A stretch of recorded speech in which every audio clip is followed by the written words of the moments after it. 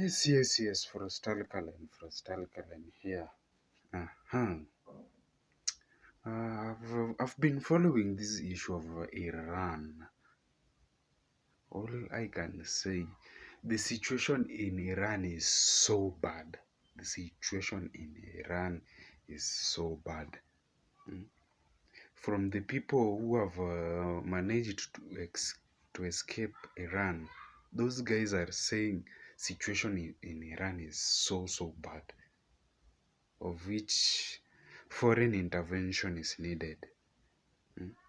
Actually, I've read somewhere, I've read a certain article which says they have promised to hang some people. They have promised to hang some people, some protesters. Actually, these people are killing everyone. Mm. They are killing everyone. These same people are the ones who are fighting for free Palestine. And right now, they are the people who have turned against their people. Mm.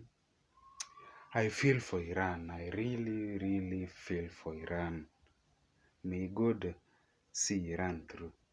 Those people who are really going through a lot. Those people are really suffering. Those people are really going through a lot. Iran is suffering right now. Iran is suffering right now. Iran needs help. Iran needs help.